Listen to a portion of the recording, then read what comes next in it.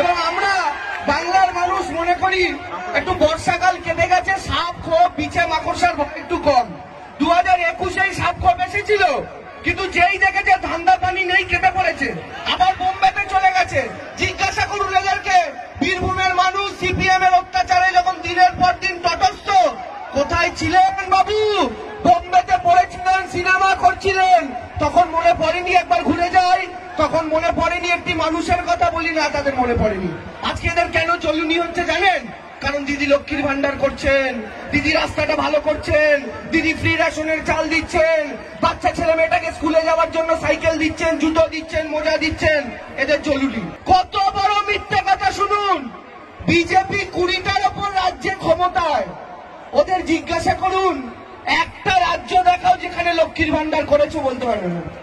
তা তুমি অন্য রাজ্যে লক্ষ্মীর ভান্ডার করনি, বাংলায় এসে বড় বড় কথা কেন বলছো? কারণ দিদি দিচ্ছে বললো। আর এরা দিদি দিচ্ছে বলে টিভিতে কি বলছে মায়েরা দাদারা? বলছে লক্ষ্মীর ভান্ডার নাকি ভিক্ষা, বলে মানুষ নাকি ভিখারি। মমতা ব্যানার্জি ভিক্ষা দিচ্ছেন। এদেরকে বলবেন বাবু তোমরা নেতা মন্ত্রীরা গাড়ি নিয়ে এদিক ওদিক ঘুরবে, তোমাদের নেতা নরেন্দ্র মোদী 8,000 কোটির প্লেনে করে ঘুরবে, আর সাধারণ মানুষ যদি 500 টাকা 1000 টাকা পায় চলুনি হয় না? তা আমরা বলি তোরা দেখবি আর জ্বলবি, লুচির মতো ফুলবি, আর সেই লুচি দিয়ে আমরা আলুর দম খাবো, কাঁচা লঙ্কা চিবি। মানুষ পেলে এদের যত জ্বালা। মানুষ কেন ফ্রি রেশনের চাল পাবে? কেন পাবে না? কেন পাবে না? আরেকটা নেতা হয়েছে যে শুভেন্দু অধিকারী, একবার বললে সরকার পড়বে, একবার বলছে রাজ্যের সবচেয়ে বড় চোর ধরা পড়বে, তার মানে শুভেন্দুই জেলে যাবে। সবচেয়ে বড় চোর তো আরে মমতা ব্যানার্জি লালন পালন করে বড় করলো, মায়ের পেটে ছুরি মেরে চলে গেল। কিন্তু মায়েরা কি জানেন তো, কুসন্তান যদি বা হয় কুমাতা কদাপি নয়। মা কি কখনো খারাপ হতে পারে? মা তো সন্তানকে বিশ্বাস করে, কিন্তু সেই সন্তান পিঠে ছুরি মারে। আজকে আমাদের একটা নেতার বিরুদ্ধে অভিযোগ উঠেছে, আপনারা দেখেছেন, তার কাছ থেকে টাকা পয়সা পাওয়া গেছে। আমাদের দল কি করলো? এত বড় নেতা 6 দিনের মধ্যে সরিয়ে দিল। তার মানে কি? আমাদের দলে কারোর বিরুদ্ধে কেউ অন্যায় করলে তাকে 6 দিনে সরানো হয়। বিজেপিতে কি হয় মায়েরা? শুভেন্দু অধিকারীকে নারদায় দেখা গেল ঠোঙায় মুড়িয়ে টাকা নিতে, বিজেপি কি বললো? আরে বাহ, ভালো হাত পাকিয়ে ফেলেছিস তো, আয় তোকে বিরোধী দলের নেতা করে পুরস্কৃত করলাম, যা বলে বিরোধী দলের নেতা করে প্রাইজ দিল। এবার চলে যান আসাম। আসামের মুখ্যমন্ত্রীর নাম কি জানেন মায়েরা? বিজেপির হিমন্ত বিশ্ব শর্মা। এ ছিল কংগ্রেসের নেতা, আর এ কংগ্রেসে থাকাকালীন বিজেপি ওর বাড়ির সামনে গিয়ে ধর্ণা করে বলতো সারদার চোর হেমন্ত, সারদার চোর হেমন্ত। হেমন্ত একদিন কি করলো মায়েরা? সকালে ঘুম থেকে উঠে গঙ্গা জলে ডুব দিল, দিয়ে বললো মোদিজি হ্যাঁ তো মুমকিন হয়, বলে বিজেপিতে চলে গেল। যে বিজেপিতে চলে গেল ওকে প্রথমে বিজেপির স্বাস্থ্যমন্ত্রী করলো, আর এখন বিজেপির মুখ্যমন্ত্রী। তার মানে কি? সারদার চোর এখন বিজেপির মুখ্যমন্ত্রী। তার মানে বিজেপি কি দেখলো? শুভেন্দুর চেয়ে আর একটু বড় হাত পাকিয়েছে। শুভেন্দু ঠোঙায় 5 লাখ নিয়েছে, এ 5,000 কোটি মেরেছে, তাকে ডাইরেক্ট মুখ্যমন্ত্রী করে দেয় পুরস্কার। তার মানে ঠোঙায় মুড়িয়ে টাকা নিলে 5 লাখ নিলে বিরোধী দলের নেতা। এটা বিজেপির প্যাকেজ। বিজেপির প্যাকেজ জেনে নিন। যদি 5 লাখ ঠোঙায় মুড়িয়ে নেন, এ আপনাকে বিরোধী দলের নেতা করবে। আর যদি 5,000 কোটি মারতে পারেন, এ আপনাকে মুখ্যমন্ত্রী করবে। আর আপনি যদি 50 কোটি বান্ধবীর ঘরে লুকিয়ে রাখেন, মমতা ব্যানার্জি আপনাকে ছেটিয়ে বিদায় করবে। এটাই তৃণমূল কংগ্রেসের সাথে বিজেপির তফাৎটা মাথায় রাখবেন। তাহলে একটাই কথা বাংলার মানুষ গ্রামের গঞ্জে বলছে। আচ্ছা মায়েরা, আমি যদি আপনাকে জিজ্ঞাসা করি একটা প্রশ্ন, আচ্ছা সিপিএম এর সময় প্রকল্প 3টে প্রকল্পের নাম বলুন তো আপনারা জানেন পেতেন? কেউ বলবে কিছু না, এই দাদা বলছে কিছু না। কিন্তু আমি যদি বলি মমতা ব্যানার্জি 3টে প্রকল্পের নাম বলুন, আমরা অতগুলো বলতে পারবো না, আপনারা এসে যতগুলো বলবেন। আচ্ছা আরেকটা কথা মায়েরা, আমি যদি আপনাদের জিজ্ঞাসা করি, দাদারা আমি যদি জিজ্ঞাসা করি, আপনার বাড়িতে এখন হ্যারিকেনটা কোথায় রাখা আছে? আপনার ভাবতে সময় লাগবে। নেই তো? কেন নেই মায়েরা? কারণ সিপিএম এর সময় এত লোডশেডিং হতো, জলের গ্লাসের পাশে হ্যারিকেন রাখতে হতো। আর এখন হ্যারিকেন কথা আমরা কেউ জানি না, এমার্জেন্সি লাইট আমরা ভুলে গেছি। এটাই দিদির পরিবর্তন মায়েরা, রোজ আমাদের ঘরে আমরা দেখতে পাই। সিপিএম এর সময় রাত্রি 10টায় কারেন্ট যেত, 2টোয় কারেন্ট আসতো, মাঝরাত্রি বেলা উঠে পাইচারি করতে হলো। মনে আছে মায়েরা? দিদি বদলে দিয়েছেন। এদের জ্বালা। আপনার ছেলে মেয়েটা হেঁটে হেঁটে ভাঙা রাস্তার উপর দিয়ে কত দূর স্কুলে যেত রোদের মধ্যে। দিদি এসে বললেন, একদিন দিদি জঙ্গলমহলের রাস্তা দিয়ে যাচ্ছে, জানেন মায়েরা, গাড়ি করে যেতে যেতে দেখলো কয়েকটা বাচ্চা ছেলে খালি পায়ে হাতে প্লাস্টিক নিয়ে স্কুলে যাচ্ছে, দিদি গাড়ি দাঁড় করালো, গাড়ি দাঁড় করিয়ে দিদি বাচ্চাগুলোকে ডাকলো, আর জল খেয়ে নি, মোদিজির নাম নিচ্ছি তো বেশি, বুঝতে পারছেন? বাচ্চাগুলোকে ডাকলো, রেখে শোন তোরা, বাচ্চাগুলো এলো, দিদি বললো কোথায় যাচ্ছিস? বললো দিদি স্কুলে। বললো জুতো মোজা কই, ব্যাগ কই? ওরা বললো, একজন মেয়ে বললো দিদি আমার বাবা বিকেলবেলা হাটে ঘুগনি বিক্রি করতে যায়, আমার বাবার কাছে কি করে ব্যাগ চাইবো বলো? আরেকটা ছেলে বললো দিদি আমার মা লোকের বাড়িতে বাসন মাজে, আমার মা কি করে টাকা পাবে জুতো মোজা কিনে দেওয়া? সেই মুহূর্তে দিদি সিদ্ধান্ত নিলেন আজ থেকে বাংলার নতুন প্রকল্প শুরু হবে, প্রত্যেকটা স্কুলের বাচ্চা জুতো মোজা বই খাতা ইউনিফর্ম পাবে, তার মা যদি তাকে দিতে না পারে, তার বাবা যদি তাকে দিতে না পারে, তার বাংলার দিদি তাকে আজ থেকে সেইটা দেবে। শুরু হলো সেদিন থেকে প্রকল্প। দিদি কি করলেন, ওই ছেলে বা মেয়েটা সবুজ সাথীর সাইকেল নিয়ে চালাতে চালাতে স্কুলে যাবে, যাওয়ার পথে রাস্তাটাকে ঢালাই করে দিলেন, ঝকঝকে রাস্তা, চকচকে আলো, জনগণ বলছে মমতা দিদি ভালো। আর এটা ওরা বুঝছে না, এটা ওরা বুঝছে না। আমরা বলছি মায়েরা, বিজেপি যদি একটুও শক্তিশালী হয় এরা সমস্ত প্রকল্প বন্ধ করে দেবে, কারণ এই দলটা পয়সাওয়ালাদের দল, বড় লোকদের দল। কি করে বুঝবো মায়েরা? আপনি বলবেন আমি কি করে বুঝবো? আমি আপনাকে একটা উদাহরণ দিই। 450 টাকায় গ্যাস কিনতেন না, বললো আজকে দিন আসবে, আপনারাও গিয়ে পকা পক পদ্ম ফুলে মারলেন, তারপরে কি সুন্দর আজকে দিন এলো, আছলা একদম। পুষ্পা সিনেমা দেখেছিলেন? পুষ্পাতে একটা ডায়লগ ছিল, কি ডায়লগ ছিল? पुष्पा नाम समझ के फूल समझे थे क्या? तो बीजेपी बोले कमल देख के फूल समझे थे क्या? ये तो बम्बू था। পদ্ম থেকে ফুল ভেবেছিলেন, ওটা বাস ছিল। মায়েরা 450 টাকার গ্যাস আজকে 1200 টাকায় কিনছেন আপনারা মোদিজির দয়া।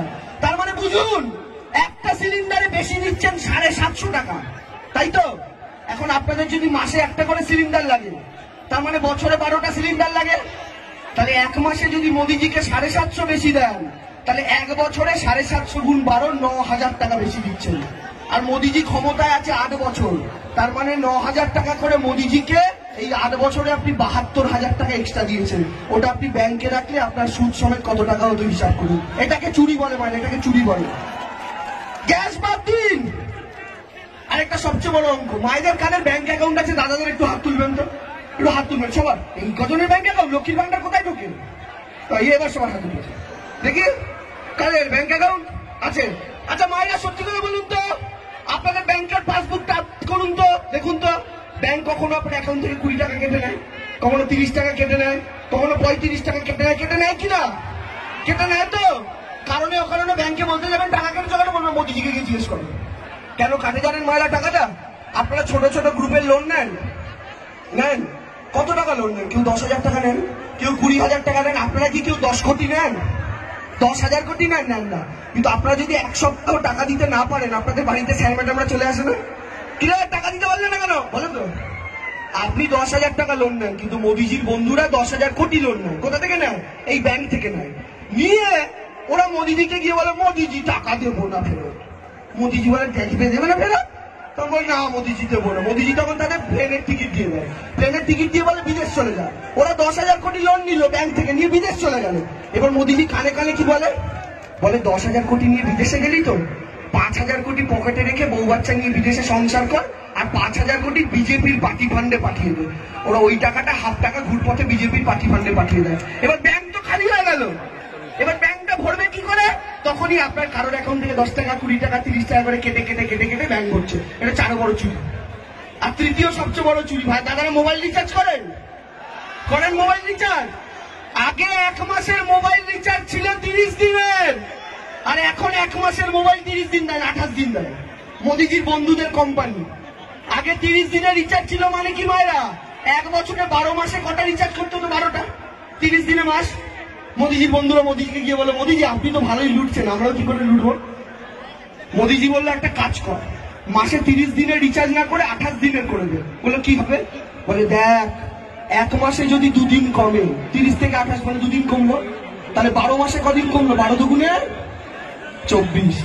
এই যে এক্সট্রা 24 দিন হলো, তার জন্য আপনাকে কি করতে হবে? আরো 1 মাসে রিচার্জ করতে হবে। তাহলে আগে আপনি 1 বছরে 12টা রিচার্জ করতেন, এখন আপনি 1 বছরে 13টা রিচার্জ করেন। এটা হচ্ছে মোদিজির আছে দিন। এইরকম ভাবে আপনার ব্যাংকে, আপনার গ্যাসে, আপনার মোবাইলে সর্বত্র চুরি চামার চুরি করে বসছে এরা। আর এই জন্য মমতা ব্যানার্জি এদের সবচেয়ে বড় শত্রু, কারণ মমতা ব্যানার্জি আটকে দিয়েছে। আর এরা ভয় পাচ্ছে যে এই মেয়েটা দিল্লিতে চলে এলে তো মুশকিল, এই মেয়েটাকে আটকাও। এই মেয়েটা দিল্লিতে চলে এলে তো লক্ষ্মীর ভান্ডার ডবল হয়ে যাবে, স্বাস্থ্যসাথী ডবল হয়ে যাবে, খাদ্যসাথী ডবল হয়ে যাবে। এদের দিদিকে আটকাও। কিন্তু মায়েরা, দাদারা এন্ড ভাইরা, শপথ গ্রহণ করতে হবে। 21-এ একটা খেলা হয়েছে, 24-এ আরেকটা খেলা হবে, আর সেই খেলা আরো বড় খেলা হবে। আর সেই খেলা যখন খেলবেন দেখবেন আবার গোখরো বিছে সব পালিয়ে গেছে, আবার পালিয়ে গেছে। তাহলে আবার খেলা হবে তো? গলার জোর কোথায় হবে তো? না, হবে না, হবে না, না হবে না।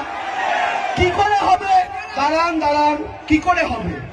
যেই খেলা হতে যাবে অমনি আপনাদের এসে হিন্দু মুসলমান বুঝিয়ে দেবেন, খেলবেন।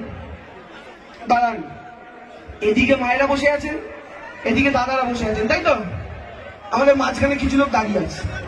আমি যদি এখন মায়েদের মাঝখানে আমার 4জন ছেলেকে ঢুকিয়ে দিই, 4জন ছেলে গিয়ে ধরুন বললো, মায়েরা জানেন ওই দিকের দাদারা আপনাদের নামে খুব গালাগাল করছে, আর এদিক থেকে 4জন দিদিকে ওখানে ঢুকিয়ে দিয়ে বললাম যে ওদের গিয়ে বলুন মায়েরা আপনাদের নামে খুব গালাগাল করছে। আপনারা কি করবেন? আমার বক্তৃতা শোনা ছেড়ে দিয়ে ঝগড়া শুরু করবেন দাদারা মায়েরা। যেই আপনারা ঝগড়া করবেন আমি স্টেজ থেকে টেবিল, মাইক, পাখা সব খুলে খাওয়া হয়ে যাবো। সামনের দিকে তাকিয়ে দেখবেন দেবাংশু কোথায়, স্টেজ তো খালি। তার মানে কি, যতক্ষণ আপনি সোজা তাকাচ্ছেন অসুবিধা নেই, কিন্তু আপনাকে হিন্দু মুসলমানের ঝগড়ায় বাঁধিয়ে দিয়ে এরা দেশটা ফাঁকা করে দিচ্ছে, গ্যাসটা ফাঁকা করে দিচ্ছে, তেলটা ফাঁকা করে দিচ্ছে। এর বিরুদ্ধে আমাদের লড়াই। তাহলে হিন্দু মুসলমানের ভাঁজে পড়বেন না তো? এত আসতে কেন এটা? পড়বেন না তো? পড়বেন না তো? তাহলে এবার খেলা হবে তো? আবার খেলা হবে তো? আবার খেলা হবে তো? ক্রিকেটে দেখবেন আগে ব্যাট হয় পরে বল হয়, আমরা ব্যাট করে ফেলেছি। 215 নট আউট, এবার বল করতে হবে। বিজেপির 18টা উইকেট, আপনাদের হাতে বল আছে, কিন্তু 2টো উইকেট। একটা আসানসোলের উইকেট কাহনা পেয়ারে এমনি এমনি পড়ে গেছে, আরেকটা ব্যারাকপুরের উইকেট এমনি এমনি পড়ে গেছে। তাহলে আর 16টা উইকেট আছে। খেলা খুব সহজ, আপনাদের সুবিধা হচ্ছে বীরভূমে উইকেট নেই, বীরভূমে শুধু ম্যাচ বেচানোর খেলা। তো 16টা উইকেট ফেলতে হবে, তারপরে ভালো করে খেলতে হবে। আর সেই খেলা হওয়ার পরই আমরা বলতে পারবো এবার খেলা শেষ হলো। তাহলে গলার জোরে 2 হাত তুলে খেলা হবে কি? 24-এ লিখবো, তারপরে 21-এ কদিন বলবো। 2 হাত তুলে যে নেত্রী আমাদের জন্য খেটে খেটে মরছেন, তার জন্য, তার অপমানের বিরুদ্ধে গলার জোরে 2 হাত তুলে বলবেন মমতা ব্যানার্জি। গলার জোর আরো চাই, শুধু কলকাতা গেলে হবে না, এখন তো বোম্বেও যেতে হবে, গুজরাটে যেতে হবে। মমতা ব্যানার্জি, মমতা ব্যানার্জি, জয় বাংলা, জয় বাংলা, জয় বাংলা, বন্দে মাতরম। খুব ভালো লাগবে, থ্যাংক ইউ ভেরি মাচ।